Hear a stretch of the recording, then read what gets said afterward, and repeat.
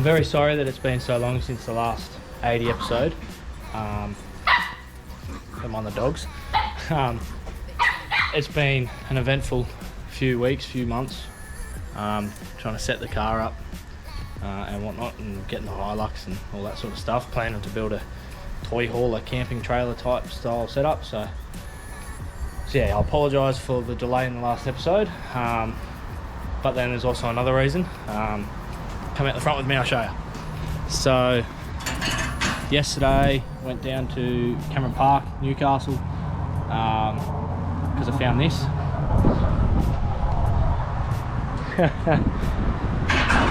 1996 Hawk's Nest Limited Edition, Marlin Blue Winter Edition, 80, petrol, manual, bloody beautiful, tidy as, super clean, paint on the outside's beautiful. Oh, don't mind my work gear, it's all clean as. So I couldn't pass up the opportunity to buy this big girl. I only paid 12 grand for it. So my plan is, it was full grandpa spec, so I've just finished putting on my mirrors, as you can see there. Just finished putting on the O-cams. So the plan is, I'll jump in here out of the wind. Oh, and I'll put my mullet mods. Bloody little cup holder. Bloody beautiful. Yeah, plan is take all the good gear off the green 80, because it's constantly one thing after another with that. Gonna try and look after this one a bit better, just so I don't have the same dramas with gearboxes and transfers and diffs and etc, etc. So yeah, take all the good gear off that, the tent, the awning, lift, tyres. Don't know if I'll put the XR6 seats in here, because these seats are very nice, comfy. Put some seat covers on them. But yeah, and go from there. So, and I'm going to keep the back seats in this one. Might take one out and just have one seat. But yeah, so that's another reason why it's been so long since the last episode, because I sort of was thinking about it, and then I saw this and I pulled the trigger, because it's a beautiful car, so yeah, very happy. A lot more to come. I'm going to try and slow it down a bit more, go into a bit more detail with the things I do on this, make it look a bit neater. So I'm not going to Raptor line it, as much as I do like the Raptor and the look of the Raptor on that one. I'm not going to Raptor this car, paint's too good. The only fault to the paint is the bonnet, and there is a little bit of a dent in the driver's side front quarter panel, fender, guard, whatever you want to call it. But I'll just take that to a panel beater again, fix that, paint the guards and the bonnet, and then I'm going to get a bonnet entry snorkel. So heaps good. And then yeah, just kit the inside out and go from there. I don't know what I'm going to do with the green girl. Obviously I'm going to take the 4-inch lift 35s off and put on this. I'll swap tyres and lift this. So this is a 2-inch lift with 33s, I think it is, 32s or something like that. So yeah, swap it all over, and then I'll either keep the green bus for parts, sell it, part it out, I don't know. But yeah, heaps to come. I hope you enjoy 80 series build Mark II, I guess. We'll just sort of continue on from where I sort of left off. So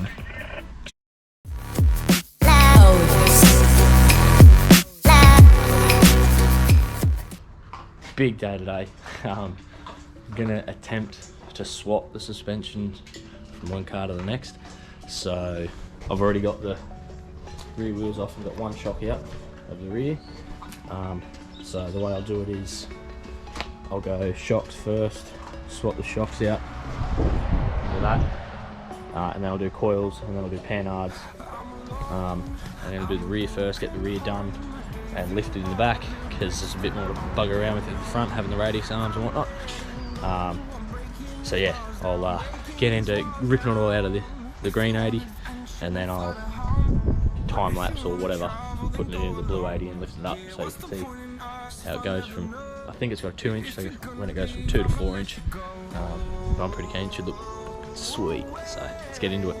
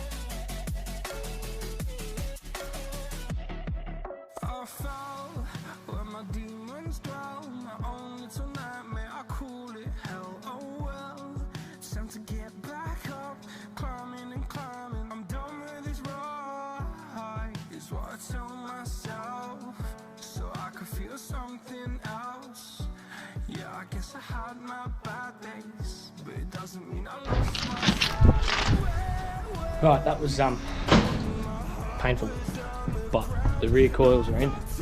You can't really see the difference there, but 6 in the rear, 2 in the front. The styro coils are in. Don't worry about what they were for, but I had to use them to get the coils in. So yeah, do not recommend using a high lift jack to put coils in your driveway.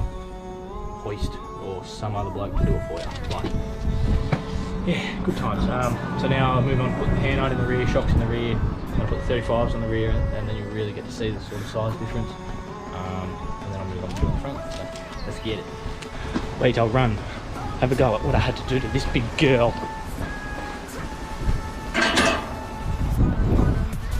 So I've got really small tyres on it, so it looks really gay, and that's a 2-inch lift. That's really weird, isn't it? Anyway, this is what I had to do to the front. Everything's disconnected. The disc's on the ground. That's kind of video going. But yeah, so the only thing I have to do when I get home is put the drag link in the new one. But I'm going out to the old boy's place, or my old's place. The old boy's going to give me a hand, put the radius arms in and do the front, just because it's not a single point at the front that I can high lift off. So I'm pretty sure we're going to go and use the hoist, otherwise we can take the bar off and use 2 high lifts to lift it up. And yeah, he's going to give me a hand to do that. I've got it all loaded in the back of the big blue one. I'll show you what it looks like at the moment. Looks pretty cool. It's going to be good when it's done.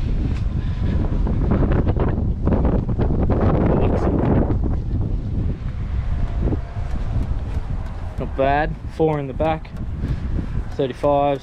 Yes, they rub on the bar and other stuff when you're driving with the 2-inch lift, but it's not too bad. I reckon she looks bloody good. I reckon this one's going to look a hell of a lot better than that green one. And yeah, I've got coils and radius arms and panhards and shockies and everything in here ready to go. A bit of rubbish that we got to take out there, high lift and all that, ready to rock and roll. So go out there, Savo, smash it out so the front's done, and then that way the suspension and tyres is all but done. All I have to do when I get home is the drag link, steering dampener, do me brake lines, and I believe that'll be about it. And then I have to get control arms for the back, for the rear, because the bushes in this one are about to be shagged, and so I can adjust the, what is it on the diff? Anyway, I think if anyone knows what it means or knows what it is, you know what I'm getting at. The offset or whatever it is of the diff, I don't know.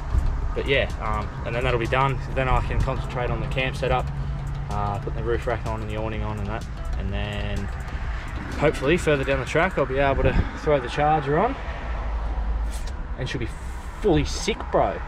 But yeah, let's go. Righto, big afternoon out here at Ellison. Unfortunately I didn't get a chance to film. I got out here and got straight into it. I know I need to get out of that habit. I need to learn to put the camera somewhere and record it all. But we got it done. There she is, big blue.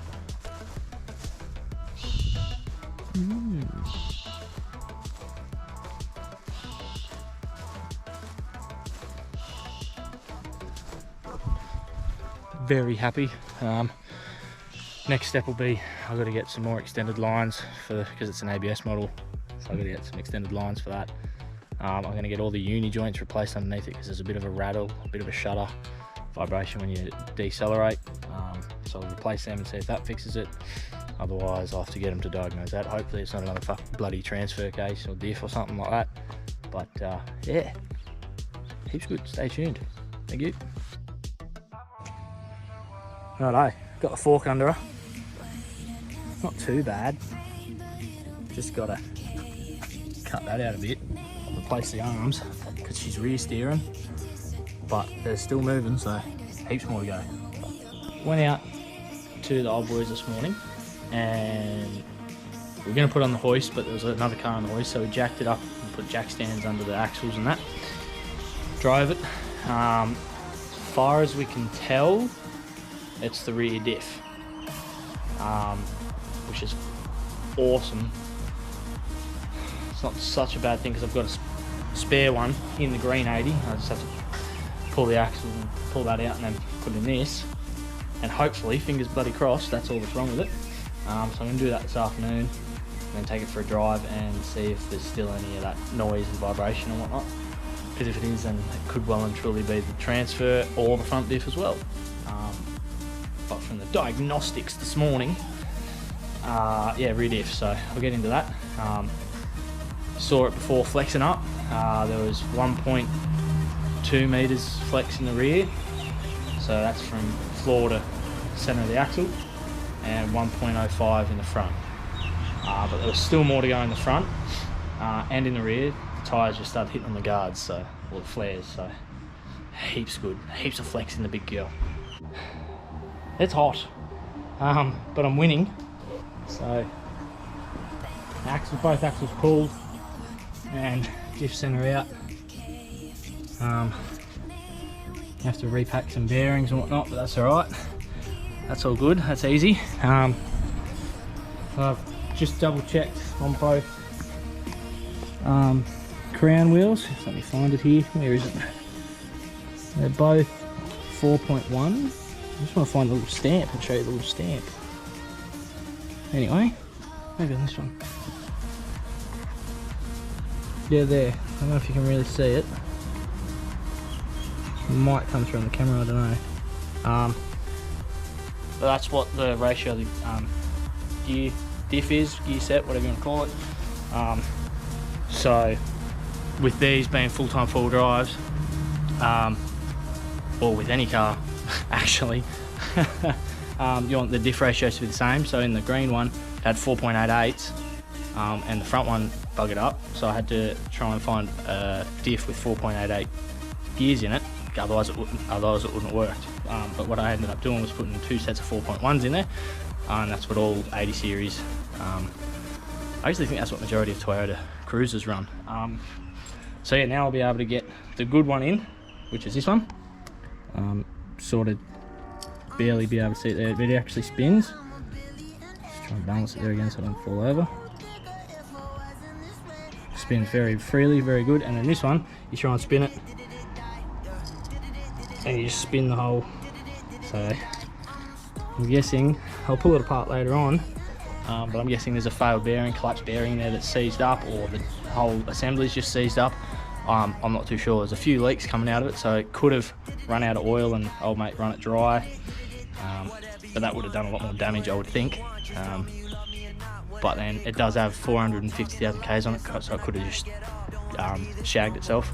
But yeah, so throw this one in, bolt it all back up, and we'll be right to go. Right, just remove the bar. Lovely. Got to change these over to the clear ones, and then eventually I'll get the bar from that one on this. Had different headlights. I'm going to buy some like full replacement Halo bloody special dogs, and they're going to be custom grill made.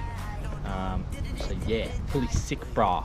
But yeah, I'll keep changing these over, show what it looks like with them, and keep on tinkering. I also changed out the park light, whatever you want to call it, so they've got their steady LEDs in them as well. So yeah, clear ones look way better. Got a headlight out for the moment, so I'll have to fix that while I wait for the new U-Butte ones to get here. But yeah, happy. Come this way and we'll take my shitty bull bar off the green car and put it on the blue one until I get a custom bar done.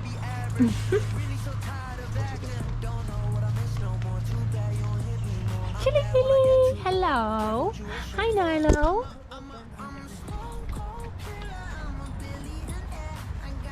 Right, so it's all, oh actually.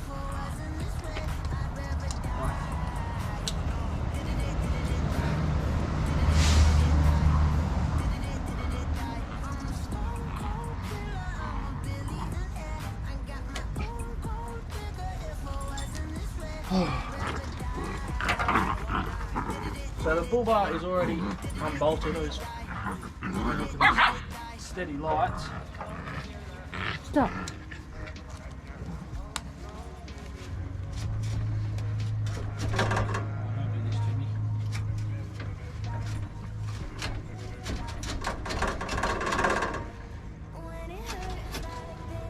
again. I've got my Chinese work caps on.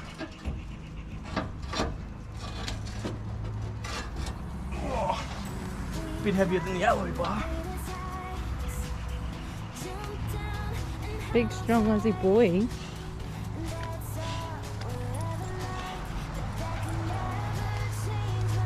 Oh.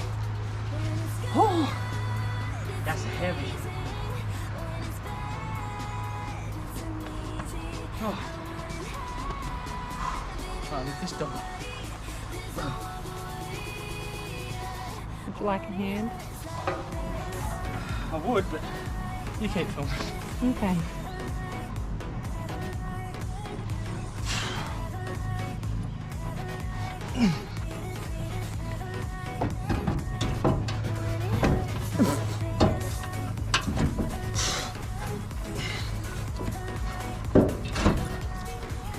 Yeah. Let's see what it looks like. Nice. Anyway, Good.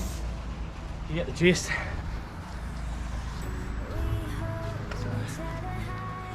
Whew. Coming down under here. I've got to take them out yet before I can slide on all the way. But I'll do that, and then. Oh, excuse me. Do that. Put the indicators in the bar. Bolt it all up. Ready to rock and roll. Now I forgot to mention. Drag link went in brilliantly. It's working awesome. The tie rod bar that I got tie powered put in is in and working awesome. What else? Lift is working as it should, and schmick. Still haven't found out what that noise is. I changed that rear diff and that was all sweet, driving fine, but the noise is still there. So I'm going to have all the uni joints changed, wheel bearings front, rear changed, rebuild the swivel hubs, replace the spindle bushes, and hope that gets rid of the vibration. Otherwise I'll have to start going into gearboxes and transfers and all that sort of fun stuff. So heaps good. Stay tuned. There'll be plenty more to come. And there we go. Bull bar and lights in. I just got to come out later on and adjust the lights so they're schmicko and not all over the shop sort of thing. Got to sort out the aerial cord, and I've got to wire in these lights again. So fun times. But I reckon that looks way better once I get the bonnet but repainted, that guard fixed and the bonnet entry snorkel on.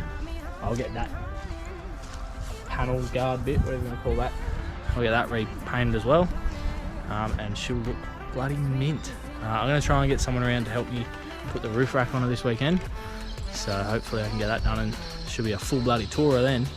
So how good is that? Love a big girl.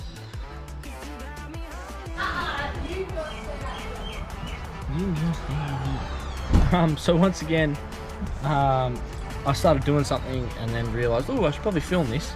But I pulled out this Sony head unit to put in my one. And to my surprise and my delight, I found that cables and wires hadn't been cut. It had been done properly with the special connecting wire setup thing you can buy from super cheap, super cheap, whatever you want to call it. I call it super shit. Anyway, so yeah, I'm about to bolt that back in the dash. All works well. Flick the key on. She comes on. Look beautiful. So I've got that, and then today I bought a funny little thing actually that I found on the intranet, because I was looking at selling that and getting the, I can't remember what it is, Sony XI1400 or some crap that has Apple CarPlay and all that, and it's a single DIN head unit that has like a 9-inch screen on it. So I was looking at getting that, but it was like $1,200, and I found a touchscreen wireless jobby from America, I think it was. I had to buy it off Amazon, I think. You can suction cup it to your windscreen or to your dash or whatever, and then hook your phone up to that and then just plug a cord into your normal bloody thing, and you got Apple CarPlay, and you got this big screen up on the dash, and it's pretty cool. So I bought that. I think it was like $300. Once I get it and I have a look at it, I'll let you know what it's like. But yeah, I bought that to put on the dash, put my maps up on that, so it's just there on the dash sort of thing. So yeah, heaps good. So I'll get this bloody all bolted back together and show you what it looks like in the dash, and yeah, go from there. She's all done. Look at that. Bloody beautiful. And it's been that long since I've used this bloody head unit that I forgot that it had Apple CarPlay. So that little thing I bought probably end up in the Hilux, because it's a 2019 Hilux and they didn't come with CarPlay, so put that in there, I think. But yeah, that looks way bloody better. Next step will be speakers and sub, because they're not that great. But we'll go from there. That's going to wrap up this episode. Like I said before, I got the stereo done, all sweet. Got the rear diff in. The rear diff is all sweet, but it didn't fix the problem. It's booked in for this Friday coming to go and have universal joints replaced, all of. And if that doesn't fix the problem, I'm going to get them to find what the problem is, so I can rectify that. But other than that, everything's running schmick. Oh no, I can't show you that. See, sit down. I was going to give you a little bit of a sneak peek for the next episode, but we just have to wait and see for that. But thanks for watching. I hope you've enjoyed it. I hope you enjoy the new Big Blue. But yeah, stay tuned, stay keen. It's going to keep coming. And once again, I'm very sorry for the delay between videos. But yeah, like I said, it's been a busy couple months with work and cars and dogs and everything else. So cheers guys, have a good one.